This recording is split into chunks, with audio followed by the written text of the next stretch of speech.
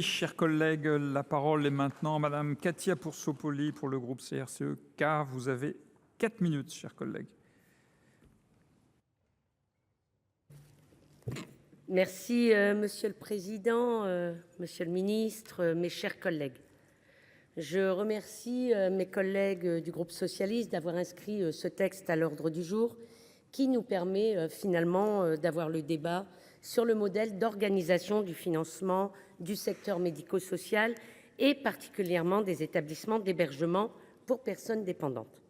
La commission des affaires sociales du Sénat a terminé fin septembre une mission d'information qui a permis d'établir une photographie de la situation des Ehpad. Alors que 85% des Ehpad publics sont actuellement en déficit, l'urgence d'une loi de programmation pluriannuelle sur le grand âge n'a toujours pas vu le jour. L'État doit prendre ses responsabilités, y compris vis-à-vis des départements qui ne peuvent plus supporter aujourd'hui des dépenses qui s'envolent. Les gouvernements successifs ont tous pris des engagements sans jamais les tenir. Les rares avancées se sont faites au détour de propositions de loi parcellaires et celle-ci vient s'ajouter sur le tas hétéroclite des textes précédents. Face aux dérives du secteur privé lucratif, au manque d'attractivité des métiers, à la perte de confiance du public consécutive à la crise du Covid-19 et à la scandaleuse affaire Orpea, il y a urgence à revoir les modèles d'organisation et de financement des Ehpad. La régulation du secteur des Ehpad privés à but lucratif proposée par notre collègue Jean-Luc Fichet consiste à instaurer une contribution de 20% du montant des établissements qui dépassent un taux de 10% de rentabilité financière.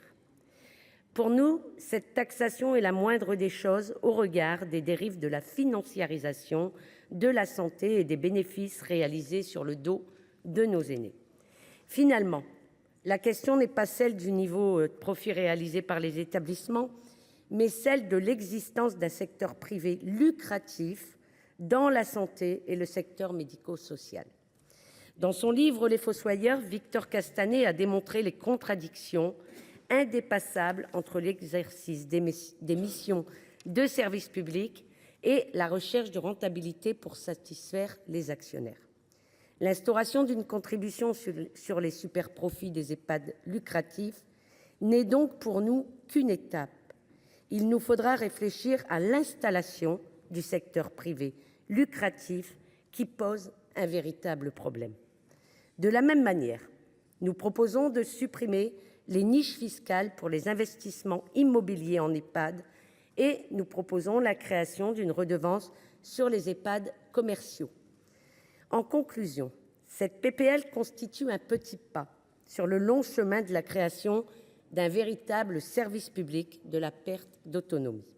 Pour l'ensemble de ces raisons, les sénatrices et sénateurs du groupe CRCE-K voteront pour ce texte. Je vous remercie. Merci, chers collègues.